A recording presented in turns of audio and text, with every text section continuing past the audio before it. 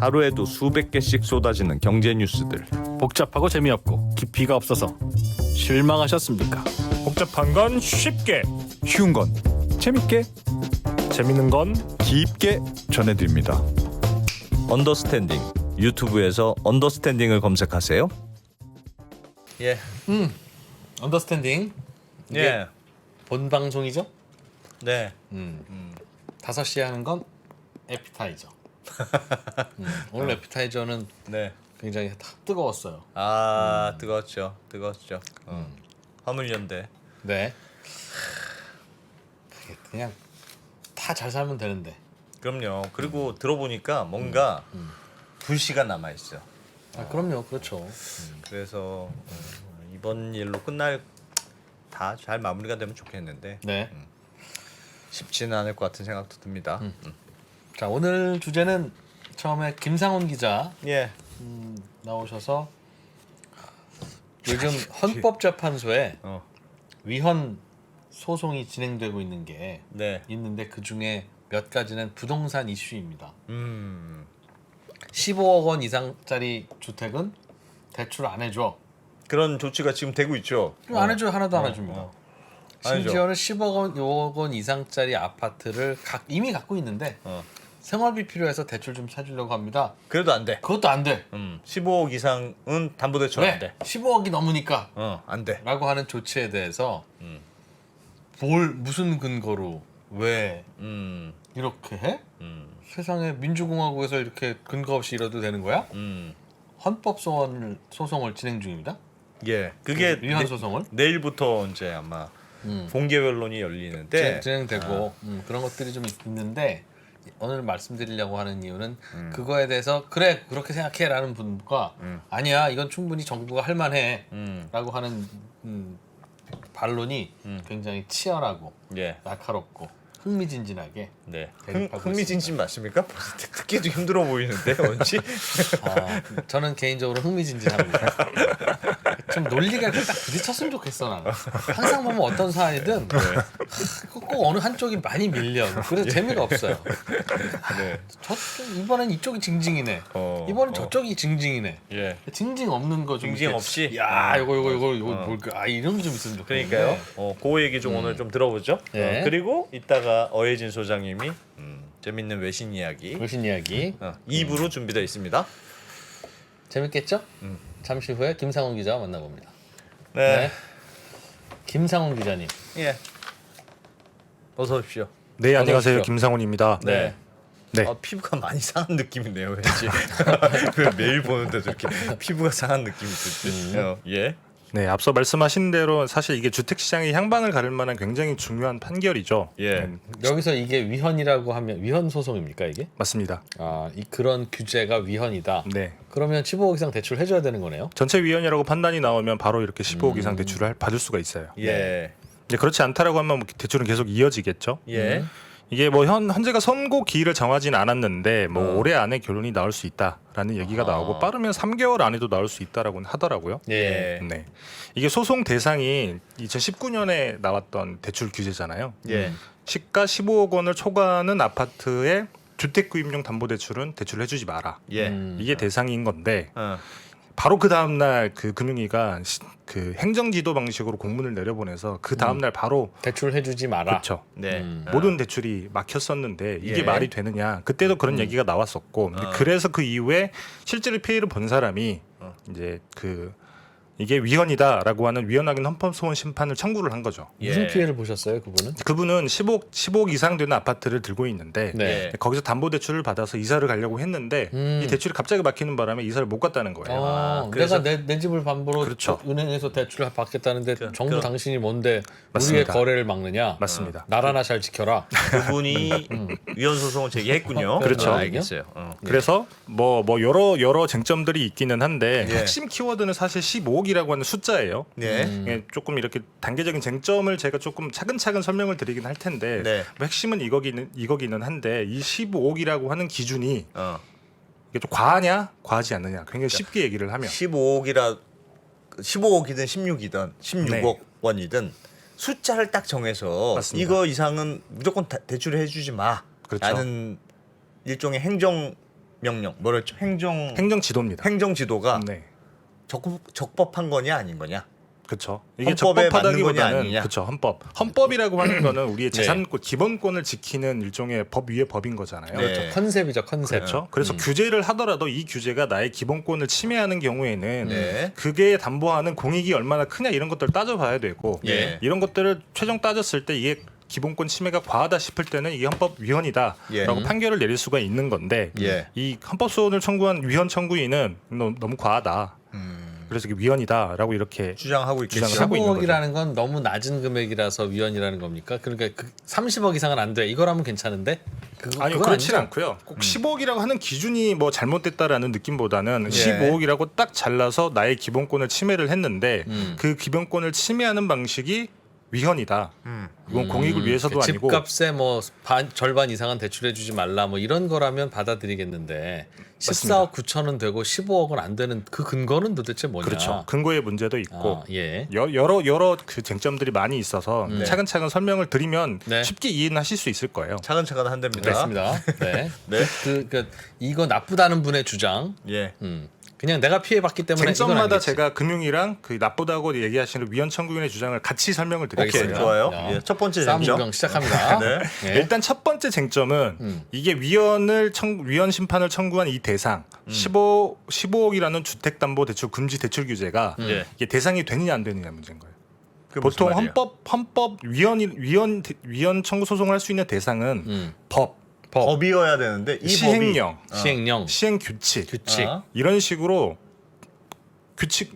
직접적으로 구속력이 있는 강제할 수 있는 이런 규정들이어야 되는데 이 네. 행정지도라고 하는 거는 이게 대상이 되느냐 안 되느냐.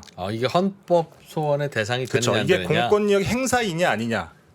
여기서부터 논란이 생기는 거예요. 그냥 은행들이 알아서 눈치껏 하고 있는 거지 우리는 뭐라고 뭐 특별하게는 안 한 거니까 이건 헌법 소원의 대상조차가 아니다. 그렇죠. 이건 굉장히 법률적인 테크니컬한 쟁점이네요. 그거는. 근데 어쨌든 여기서부터 소송의 시작을 하는 거니까. 대상이냐 아니냐. 맞습니다. 그건 형식 요건에 맞느냐 안 맞느냐네. 근데 우리가 생각하는 상식선으로는 항상 대출 규제라고 얘기를 하잖아요. 네. 규제는 법적인 근거가 있어야 되는 거고 사실 네. 이 부분은 굉장히 조금 저희가 생각할 만한 포인트긴 한데 법적인 근거는 없는 거네. 그렇죠. 제가 뒤에 설명을 드릴 텐데 법적인 근거가 굉장히 조금 미약해요. 그래서 우리가 너무 이 규제라고 하는 거에 대해서 우리의 기본권을 침해하는 규제인데 우리가 너무 당연하다고 생각했던 게 아닌가라는 설명도 드리긴 할 거예요.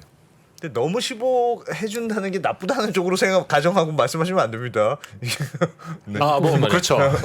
저는 어쨌든 그래서 네, 네. 위헌 청구인의 주장은 이게 껍질은 행정 지도지만 예. 사실상 법에 준할 만큼 강제력이 있는 대출 규제니까 그러니까 헌법 소원의 그렇죠. 대상이다. 헌법 소원의 대상이다. 오케이. 라고 주장하세요. 금융위는 주장한다. 금융위는 이게 가이드라인이지 이게 안 지킨다고 해서 우리가 은행에 금융기관에 불이익을 주는 규제가 아니다. 우리 뭐 그것도 조치를 취한 적도 없다. 그렇기 때문에 헌법 소원의 대상이 아니다. 우리 공권력이 아니다. 그냥 내가 전화 이렇게 한 번 했을 주장을 하고 뿐이다. 있죠. 맞습니다. 한 거고. 네. 전화도 못 하냐? 그렇죠. 뭐 항상 하는 얘기긴 하죠. 네. 그래서 여기서 공권력이다라고 결론이 나오면 이제 두 번째 쟁점으로 넘어가는데 예. 이 두 번째 쟁점도 조금 마이너하긴 한데 조금 중요한 부분이기도 해요. 그러니까 위헌 청구인 내가 직접 피해를 봤다라고 예. 하는 거고 금융위 같은 경우는 뭔 소리냐 이 대출 규제의 대상은 당신이 아니라 금융기관이다 은행이다.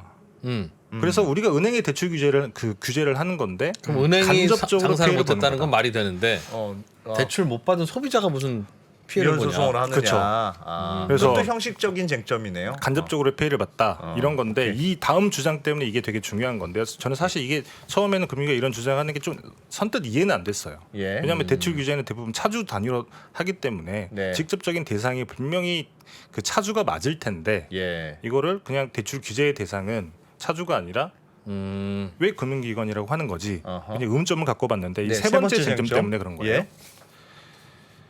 이게 뭐 굉장히 전문 용어로는 법률 유보 원칙 뭐 이렇게 되게 법률 유보 원칙. 되게 어려운 원칙이 있는데 이게 네. 쉽게 얘기를 하면 권권력을 행사하는데 법률적인 근거가 있느냐 없느냐 이걸 따지는 거예요. 예. 아까 제가 말씀드렸던 것처럼 이 법률적인 근거가 있으면 네. 그래서 우리가 공익을 담보할 수 있으면 모든 사람들에게 혜택이 된다고 하면 기본권 침해가 있더라도 조금 그 정도는 우리가 감안하고 넘어가자. 예. 이게 메이크센스가 되는데 어. 이제 위헌 청구를 한 사람은 이게 말이 안 된다는 거고 이 금융위 같은 경우에는 아까 말씀드렸다시피 이게 은행을 대상으로 한 대출 규제라고 그 명시적으로 얘기를 했다고 했잖아요. 예. 실제로 법률적인 근거는 대부분 은행법, 여신업법, 저축은행법, 보험법에 있어요. 예. 그래서 금융기관의 건전성을 위해서 우리가 대출 규제를 할 수 있다. 네. 아. 우리가 금융기관을 잘 감독하려면 이 정도의 건전성 규제는 할 수 있는 거 아니냐? 맞습니다. 아. 그렇습니다. 그래서 이게 정확히 법의 목적이 건전성 확보. 이걸 위해서 우리는 한 거다. 그렇죠. 법에는 그렇게 명확히 나와 있습니다. 근데 보통은 우리가 이거를 주택시장 경기 조절 수단으로 활용을 하잖아요. 예. 근데 그렇죠. 법률적으로는 정부에서는 그렇게 얘기를 할 수가 없는 거죠. 그렇게 하는 근거는 없는 거고. 근거가 없으니까. 근거는 법적인 근거는 은행들이 위험할까봐 우리가 선제적으로 대출 규제를 하는 거예요. 그렇죠. 그게 금융위 주장이고 맞습니다. 헌법성 하신 분 주장은 그 말이 안 된다고 하는 거죠. 사실상 그렇죠. 부동산 규제를 위해서 하는 근거 거 아니냐? 없이 한 규제라는 거고. 맞습니다. 헌법성 하는 분은 그렇죠. 그냥 이게- 금융위원장이 집값 잡으라는 청와대 얘기 듣고 전화하는 게 말이 되냐는 거고. 대출 규제의 당사자인 대상이 일반 개인들인 건데 당신들은 그 대상이 금융기관이라고 얘기를 하고 이게 개인이 대상이라고 하면 법의 목적이 없는 거예요. 그래요. 그러니까 그렇구나. 사실 그러면 헌법소원이라는 건 바로 이 법, 이 조항, 이 규제 내지는 이 시행령이 잘못입니다. 우리의 헌법 취지에 맞지 않습니다를 해야 되는데 이 헌법소원 한번 도대체 어떤 걸 갖고 가서 내가 싸워야 되지 하는 게 없다는 뜻이네요 지금. 맞습니다.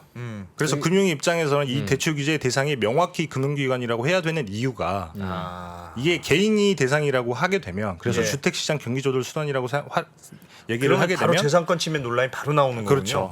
법적인 알겠어요. 근거가 아예 사라지는 거예요. 알겠어요. 금융위가 뭔데 그걸 그렇게 하려? 그런데 알겠어요. 금융위원회는 은행들은 규제 감독할 수 있는 권한도 있고 할 수 있으니까. 근거법도 있으니까. 맞습니다.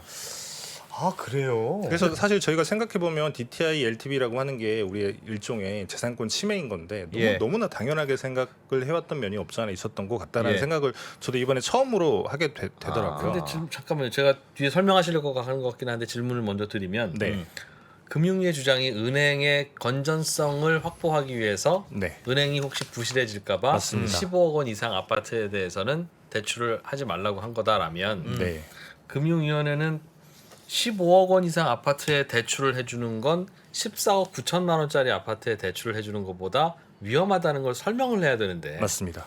15억 아파트에 3억 대출해 주는 거는 위험하고 14억 9천만 원짜리 아파트에 8억 대출해 주는 거는 괜찮다는 논리를 펴야 되는데 맞습니다. 그 논리 어떻게 펴려고 그러죠? 그래서 위원 청구인이 객관적인 합리적인 근거를 달라라고 얘기를 했는데 네. 제가 파악한 바로는 그런 그 합리적인 근거나 설명이 없었다라고 얘기를 하고 있어요. 유연 소송한 위원 분은 소송 맞습니다. 청구한 쪽에서는 네, 네. 예, 알겠습니다. 이 뒤에서 뭐 과잉 하여튼, 금지 원칙 할 때 네. 제가 설명을 드리긴 설명 할 좀 텐데 들어보죠. 네, 네, 예. 예. 그리고 이 세 번째 쟁점 중에 하나가 또 있는 게 뭐가 있냐면 이것도 재밌는 건데 포괄 위임 금지 원칙이라는 게 있어요. 네. 이게 뭐냐면 혹시 예전에 국제그룹 아시나요? 전두환 정권 때 해체가 된 재벌 국제그룹이라는 재벌이 있었는데 네. 알면서 그래 나만 알아요? 난 알잖아. 네. 이게 그 당시에는 프로스펙스. 네. 그 당시에는 사실 그 명목은 부실기업 해체라는 게 명목이었는데 예. 눈밖에 났던 거예요 정권에서. 예. 그래서 은행 대출 규제를 대출을 막아버렸거든요. 예. 대출을 막으니까 당연히 그룹이 뭐 망했죠. 부도가 나겠죠. 예. 그래서 망한 건데 이 포괄 위임 금지 원칙이라는 게 뭐냐면 이게 법에서 우리가 그 하지 못하게 하는 걸 그 원칙을 정해 놓으면 예. 시행령에 세부적인 기준이 있고 그 시행령 밑에 또 세부적인 뭐 시행 규칙 이런 것들이 줄줄이 나와야 되는데 예. 그렇지 않고 그러니까 법률 이건 국회에 가서 바꿔야 되니까 네. 법률은 굉장히 모호하게 해놓고 시행령도 조금 모호하게 해놓고 그냥 부처가 마음대로 바꿀 수 있는 시행 규칙이라든지 뭐 행정지도 이런 것들로 갑자기 큰 그 뭐랄까 규제를 하게 되면 재산권 침해가 심할 수 있으니까 이런 걸 헌법에서 못하게 하고 있는데 예. 이 LTV나 DTI 특히나 이 15억 규제 같은 경우에는 네. 이 원칙을 위배했다라고 위원 청구인이 그렇게 정확하게 지적을 하고 있어요. 15억 이상 혹은 특정 가격 이상 대출을 막으려면 법률에 네, 국가가 판단할 때 정부가 판단할 때는 네네. 특정 가격 이상의 주택에 대해서는 세부적인 기준이 있어야 돼요. 이러한 기준에 따를 경우에는 대출 네. 규제를 할 수 있다는 법이 있어야 되는데 그냥 막연하게 금융당국은 은행의 건전성을 위해서 이런저런 감독을 해야 된다는 것만 해놓고 맞습니다. 세부적으로는 공무원들 마음대로 놓고 이게 이걸 근거로 만든 거예요라고 하면 그렇죠. 그런 식으로 포괄적으로 공무원들한테 위임하는 그런 법은 안 된다. 전횡할 수 있다라고 해서 막아놓은 건데 그 위헌 청구인은 이번에 15억 대출 금지 이해됐어, 규제가 이해됐어, 딱 요 사례에 해당한다라고 주장을 하고 있죠. 실제로 사진을 제가 좀 보여드리면 예. 은행법에 나와 있는 그 건전 경영 지도 이게 대출 규제 근거 법 근거입니다. 예. 보시면 금융위회가 정하는 바에 따라서 이게 법에 나와 있는 원칙이에요. 근데 시행령에도 똑같이 금융위회가 정하여 고시하는 사항에 대해서 할 수 있다. 네. 그러니까 세부적인 기준 자체가 없어요. 어떤 기준이나 어떤 경우에 이런 걸 할 수 있다. 그냥 금융위원회가 그렇죠. 포괄적으로 결정할 수 있도록 맞습니다. 돼 있으니까 그렇죠. 이거는 헌법에 위배되는 거 아니야? 저런 법 은행법 자체가 저게 잘못이다. 라고 그렇죠. 얘기하는 거군요. 그래서 구체적으로 법에서 정해야지. 그렇죠. 어떨 때 어떻게 한다 그런 기준이 이런 있어야 건 되는데. 금융위원회가 알아서 한다는 법은 법이 아니다라는 맞습니다. 얘기죠. 알겠어요. 조금 좀 그러네요, 진짜. 실제로 그 LTV나 DTI 이거랑 별개의 사안이긴 하지만 LTV나 DTI가 이렇게 법리적인 근거가 굉장히 미약하다라고 하는 지금 꽤 많이 있었더라고요. 예. 저도 이번에 처음 알았는데. 예. 금융위원회 입장 뭡니까? 거기에 대해서 금융위원회는 잘못했습니다 하지는 않을 것 같고 반론도 듣고 싶고 있을 것 재밌을 것 같은데요? 같은데? 일단 금융위 입장은 이게 이 주요 목적 자체가 건전성 규제이고 이게 예. 그걸 본인들이 했다라고 하는 건데 이게 일종의 재량권이다 예. 이렇게 얘기를 하고 있죠. 근데 재량권을 그렇게 많이 주면 안 된다는 게 헌법의 원칙이라는 건데. 네. 그러면 재량권이 많지 않다고 해야지 재량권이라고 하면 안 되지 않나요? 금융위는 이 포괄 위임 금지 원칙이라고 하는 것에 대해서는 명확하게 그 입장 반론을 표명을 하지 제기하지는 않고 않았습니다. 있어요? 네. 근데 이제 그런 건 있네요. 예전에 제가 이제 보니까 기획재정부에서 헌법에 그런 조항들은 있어요. 그러니까 국가는 국민 경제가 되게 안정적으로 소득이 잘 나눠져야 되고 그런 게 잘 안 됐을 때는 적절하게 규제와 개입을 할 수 있다. 뭐 이런 식으로 헌법에 들어가 있어요. 이게 정확한 표현은 규제와 조정을 할 수 있다. 이렇게 돼 있어요. 그러니까 예. 이런 조항을 근거로 예를 들면 부동산이라든가 이런 게 있으면 부동산 경기가 나빠질까봐 그렇지. 너무 과열될까봐 우리가 국민 경제 전체를 위해서 적절한 방식으로 규제와 조정을 한 거야. 헌법에 이런 게 다 있죠. 그 앞에 항은 네. 우리는 거래 자유를 자본주의 질서를 이해하고 시장 경제에 대해서 보장한다. 그렇지. 이렇게 돼놓고 그렇지. 두 번째 항은 그렇지. 그럼에도 불구하고 우리가 그 필요한 경우에는 규제도 할 수 있다는 거니까 규제를 한다는 건지 만다는 건지 그러니까 네. 다 모호하긴 하죠. 네. 그리고 그러나 사실 뭐. 금융위 주장은 이런 것도 있어요. 우리가 주택 시장 안정이라고 하는 목적으로 대출 규제를 사용을 하더라도 예. 이게 결국에는 은행의 건전성과 이어지기 때문에 사실 네. 별 문제가 안 된다. 이렇게 얘기를 하고 있기도 하고. 알겠습니다. 그래서 뭐 여기까지 다음 이렇게 쟁점? 뭐 결론이 예. 나왔다고 하면 마지막에 이렇게 과잉 금지. 아까 말씀드렸지만 이 15억이라고 하는 대출 규제가 과하냐 과하지 않느냐. 예. 그래서 우리가 공익을 위해서 우리가 그 재산권의 침해를 받았는데 이게 과하게 되면 안 되는 거고 과하지 않으면 뭐 합헌이 되는 거고 이렇게 되는 건데요. 일단 청구인의 이게 과잉 금지 원칙이라고 하는 게 굉장히 판단하는 게 어려워서 한 4가지 정도를 봐야 되는데 예. 목적이 정당하냐, 그다음에 수단이 적절하냐, 피해를 줄이는데 다른 방법이 있었냐, 그다음에 재산권 침해보다는 지키는 공익이 더 크냐, 이 4가지 정도를 판단을 하는데 예. 그래서 각 진영에 이렇게 주장을 하나씩 살펴보면 청구인의 주장은 이래요. 첫 번째는 금융위가 말한 법적 근거가 은행의 건전성 확보인데 주택시장 안정을 위해서 대출 규제라는 목적은 말이 안 된다. 그래서 목적 자체가 정당하지 않다. 이게 첫 번째고 그다음에 15억 두 번째가 15억 초고가 아파트 대출을 막으면 은행 건전성이 좋아진다라고 하는 명확한 근거가 제가 있어야 아까 되는데 얘기했던 거죠. 맞습니다. 15억 1,000만 원짜리 아파트에는 대출을 하나도 해주지 말아야 되고 그렇죠. 14억 9천에는 해줘도 된다는 근거가 맞습니다. 뭐냐. 그래서 금융위가 그걸 제시하지 못하고 있으니까 이건 수단도 적절하지 않다. 그거는 진짜 아킬레스건이 될 것 네. 같은데. 그리고 이 대출을 아예 막는 게 아니라 예. LTV 비율을 이 차등화해서 그러니까 예. 임의적으로 15억이라는 기준을 두지 않고 그냥 뭐 기존대로 뭐 9억대는 뭐 몇 퍼센트 이런 식으로 차등화해서 피해를 줄이는 방법이 분명 있었을 텐데도 근거도 없이 근거가 없잖아요. 15억이라고 어디서 나온 숫자인지 아무도 모르니까 네. 이 잣대를 들이는 대출을 과잉금지 원칙을 위반했다 이렇게 주장을 하고 있죠. 그러니까 과잉 금지 원칙을 위반했다는 건 과잉이란 말이죠. 그렇죠. 규제가 너무 오버했어. 맞습니다. 라는 주장이고 또 아니라는 금융의 방어 논리는 뭡니까? 금융의 방어 논리는 이런데 이제 주택 시장 안정이 돼야 가계 부실을 막을 수 있고 그게 전체적으로 거시 건전성을 관리하는 거기 때문에 그 은행법에 나와 있는 그 목적대로 우리가 규제를 하는 게 문제가 없다. 목적이 집값을 정당하다. 잡아야 대출 부실이 안 생기지. 그렇죠. 그리고 집값을 잡기 위해서는 고가 주택부터 잡아야 앞에 가서 멈추지. 맞습니다. 그래서 우리가 선을 그어서 고가 주택 잡으러 갔는데 뭐가 문제냐? 그렇죠. 궁극적으로 은행 건전성을 위한 거다.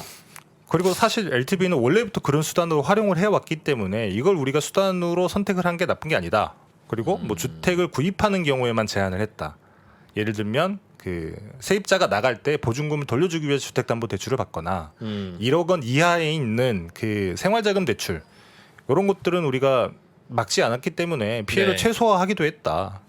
그리고 이게 주택시장 안정이라고 하는 커다란 이 공익이 그 개개인들의 피해보다는 훨씬 더 크기 때문에 이게 과잉금지 원칙을 위반한 게 아니다. 이렇게 주장을 하고 있죠.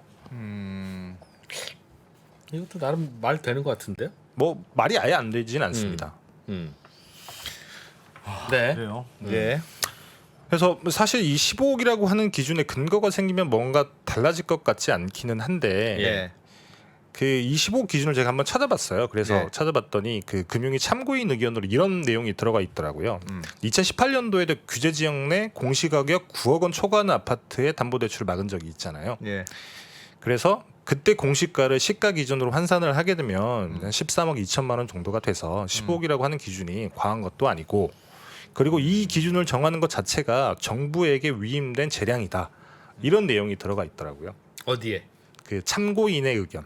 참고인이라고 하면 그 금융위 쪽의 참고인인 거죠. 그 금융이 편드는 어떤 맞습니다. 전문가의 의견. 맞습니다. 그 의견에 따르면 네. 그 의견에 따르면 그 2018년도에도 한번 그 9억 초과 주택의 담보대출 금지 조치를 한 적이 있는데 네. 그때 공시 가격이 9억 원이었고 네. 이 공시 가격을 시가 기준으로 환산을 하게 되면 13억 2천만 원 정도가 돼서 옛날에도 이런 거 한번 했었는데 왜 새삼스럽게 그쵸. 그러냐? 맞습니다. 그리고 그게 반론이다. 이게 그렇게 낮지도 않은 기준이고 초고가 아파트라고 하는 우리 기준이 13억 2천만 원이 그보다 더 높은데 그리고 이 기준을 정하는 것 자체가 정부에게 위임된 재량이라고 할 수 있는데 왜 이게 뭐가 문제가 되냐 이런 내용이 들어가 있긴 옛날에 해요. 한번 했었던 적이 있으니까 이건 합헌이라고 하는 건 좀 논리가 약할 그때는 것 같긴 그쵸. 한데요. 예. 사실 그래서 결과는 굉장히 예단하기 힘들기는 한데 이런 판례는 있기는 해요. 그 토지 공개념 3법 중에 지금 남아 있는 거는 그 개발이익 환수제인가요? 그거 빼고 예전에 택지 소유 상한제. 네. 예. 그 당시에는 이게 1999년에 위헌 판결을 받았는데 이게 그 특별시나 광역시에서는 누구도 200평 이상 땅을 못 갖도록 하는 법이었어요. 네. 그때 그 헌재에서 했던 얘기가 뭐냐면 이 200평이라고 하는 기준이 도대체 뭐냐. 네, 그때 한번 헌재에서 붙었었죠. 그렇죠. 그게 어떻게 됐죠? 위헌 결국에는 판결이 위헌 났네? 판결이 나왔죠. 아, 왜 기준을 200평으로 200평으로 정하냐? 증거가 뭐냐? 이거 말고 다른 쟁점들도 다 위헌이 나왔는데 그 중에 제일 유명한 그 기준이 이거였습니다. 도대체 200평이라고 하는 기준이 뭐냐. 뭔데 199평은 되고 201평은 그렇죠. 안 되는 기준이 뭐냐? 그래서 이게 과잉금지 원칙에 그게 어긋나게 위헌이면 방어하기 쉽지 않겠는데 그러니까 15억도. 앞으로도 뭐 제가 뭐 법을 잘 모르기도 하고 헌재에서 판단을 하긴 하겠지만 예. 조금 쉽진 않을 것 같다라는 생각은 이 들더라고요. 법이 굉장히 그러니까 쟁점이 되었군요. 정부가 이거를 위헌 아닌 걸로 막기가 논리가 쉽지는 않을 것 같다. 맞습니다. 안 기자는 어떻게 생각하세요? 아니 제가 막 열심히 찾아보니까 왜 하필 15억이 나왔을까? 근데 부동산 그 수수료 책정할 때 최고 고가 세율이 들어가 수수료율이 들어가는 게 15억이더라고. 그러니까 보통 15억을 15억이 넘어가면 아주 고가 주택이다. 네. 이런 식으로 이제 부동산법에서는 부동산 그 공인중개사 관련돼서는 그런 식으로 기준 아마 뭐 그걸 그런 식의 기준을 적용해서 그냥 15억 이상이면 고가다 하고 한 것 같은데. 근데 그게 뭐든 뭐든 15억이든 그렇죠. 17억이든 21억 3천만 원이든 뭐든 어떤 숫자 하나 정해놓고 이거 넘어가면 대출 안 돼요 라고 하는 것에 대한 논란이라서 그게 15억이 무슨 합리적 기준이 있든 없든 맞습니다. 이거는 아무 의미가 없는 것 같은데. 저도 그렇긴 해요. 그러니까 예를 들면 부동산 과열이 문제였으면 기준을 바꿔야 되는 문제인데 예를 들면 LTV를 더 강화한다, DSL을 더 강화한다, 뭐 이런 차라리 기준이 더 심플하지 않을까. 그러니까 15억이라는 그냥 숫자를 딱 정해서 이 위즈는 바로 안 된다는 건 말씀하셨던 대로 이렇게 법률적인 논란이 좀 피하기가 쉽지는 않을 것 같아요. 그래서 사실 제가 오늘 안 쭉 기자도 위헌이다. 봤는데 저도 예. 그럴 김상훈 가능성이 기자도 있어 위헌이다? 보여요. 저도 그럴 가능성이 높지 않나. 근데 이분은 어떻게 생각했어요? 지금까지는 왜 아무튼 얘기 안 하고 있었어? 두 기자님들은. 이런 쟁점이를 왜 2% 혼자 이거 좀 이상합니다라고 할 때 왜 안 도와줬어? 왜 이제 와서 다 정권 바뀌고 나니까 생각해 보니까 이상한 것 같아요? 아니에요. 이상한 것 같았어요. 다만 위헌 소송이 진행되고 있는지 어쩜 몰랐어요. 그 사람들이 기회주의적입니까? 하여튼 잘 알겠습니다. 어떤 건지. 언제쯤 결론이 납니까 이거?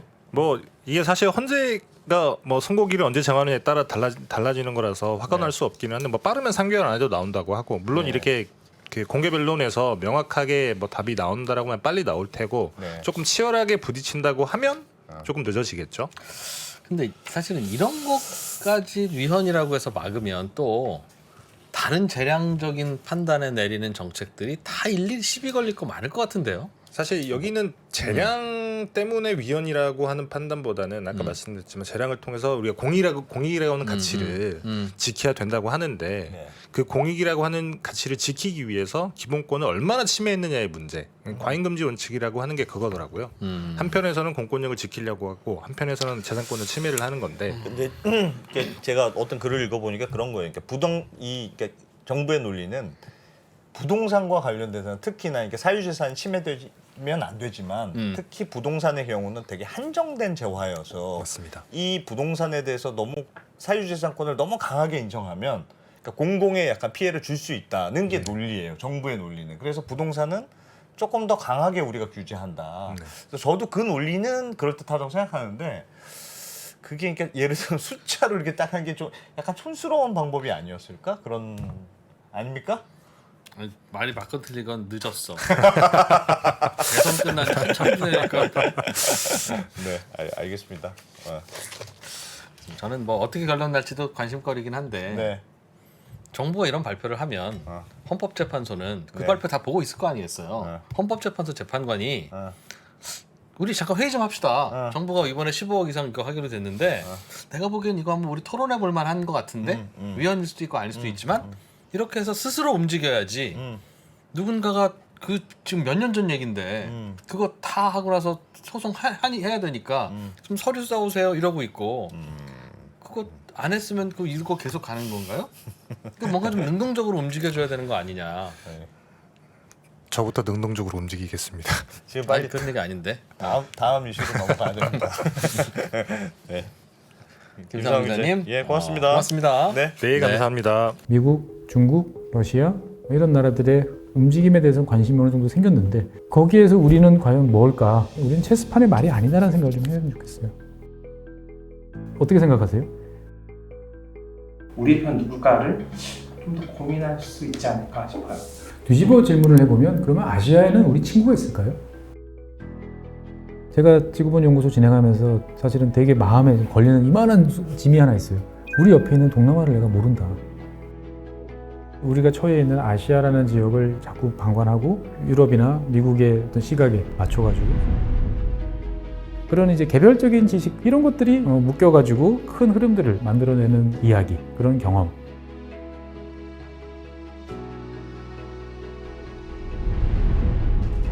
작고 잡다한 지식이라도 그것들을 절대 무시하지 말라. 나는 그건 되게 긍정적이고 그런 지식들을 연결해서 말 그대로 위즈덤이잖아요. 정말 현명해지고 뭔가 남들하고는 좀 차별화된 그러한 관점 그리고 그러한 비전